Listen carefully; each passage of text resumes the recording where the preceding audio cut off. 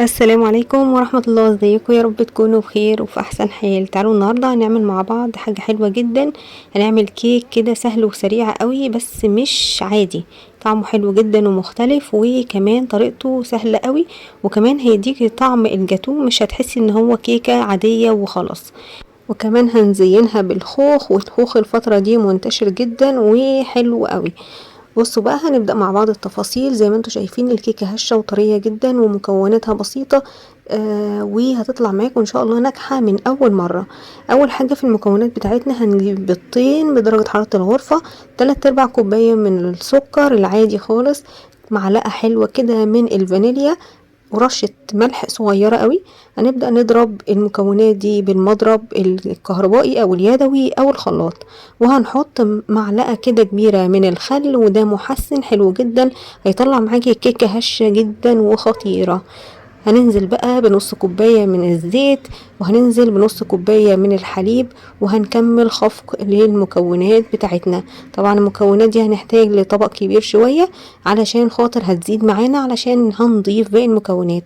هنجيب معلقتين من الكاكاو الخام الغير محلى، وهنبدأ نضرب كويس جدا. احسن كاكاو بيكون الكاكاو الاسباني او كاكاو دريم، بيبقى حلو قوي.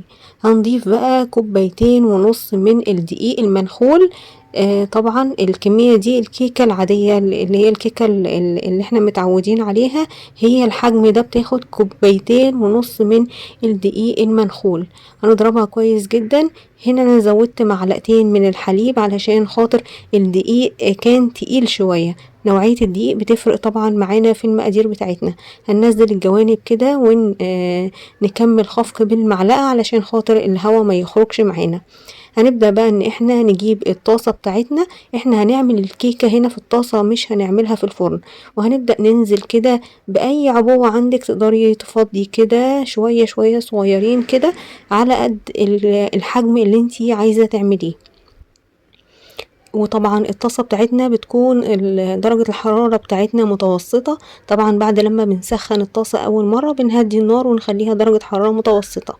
وزي ما انتم شايفين، اول ما بتعمل فقاعات معانا بنبدأ ان احنا نقلبها الناحية التانية كده، بتكون استوت معانا في الوش والظهر. هنسيبها تبرد خالص، وهنحضر طبعا الكريم شانتيه بتاعنا يكون تقيل، تضربيه لدرجة ان هو يعمل منقار بس كده. وبعدين هنبدأ بقى ان احنا نحشي كل اتنين مع بعض. عايزة اقولك الكمية دي هتعمل معاكي كمية كبيرة جدا جدا، تنفع معاكي في حفلة بقى او عزومة، او لو جايلك ضيوف عادي خالص. هنا انا عملت واحدة كبيرة علشان خاطر اعملها كده زي تورتاية صغيرة خالص. جبت بقى هنا شوكولاتة، وكنت مسيحاها على بخار من المية، او تعملي صوص شوكولاتة معروف كمان بيتعمل ازاي. وهتبدأي انك انتي تغطسي بقى كل واحدة كده في الشوكولاتة، بتطلعيها بالشوكة، بتبقى سهلة قوي. بتطلعيها في الطبق كده عادي خالص. وطبعا هي مع السقوعية بتاعة التلاجة اللي هنحطها شوية في التلاجة تشد الشوكولاتة معانا، وهتجمد معانا، مش هتبقى زي ما انتوا شايفينها كده. بس كده تبدأي بقى تحطي عليها فورماسيل او اي نوع شوكولاتة عندك للتزيين، او النجوم، اي شوكولاتة عندك. وكنت مسيحة كمان شوكولاتة بيضة، وابتديت اني ازين كده زي ما انتوا شايفين باشكال مختلفة واشكال عشوائية. وبالشوكة كده ابتديت اعمل حاجات عكس بعض. وطبعا الكلام ده هيتحط في طبق بقى جديد ونضيف خالص، ما يكونش فيه كل الشوكولاتة السايحة اللي مبهدلة الطبق دي. بس كده دخلتها التلاجة سقعت شوية بعد لما زينتها كده. وجبت الخوخ وقطعته بالشكل اللي انتوا شايفينه كده اربع، طبعا عشان تشيلي البذرة من النص. وزي ما انتوا شايفين الكيكة مش عادية بجد، حلوة جدا. جربيها ومستنية رأيك، وسلام.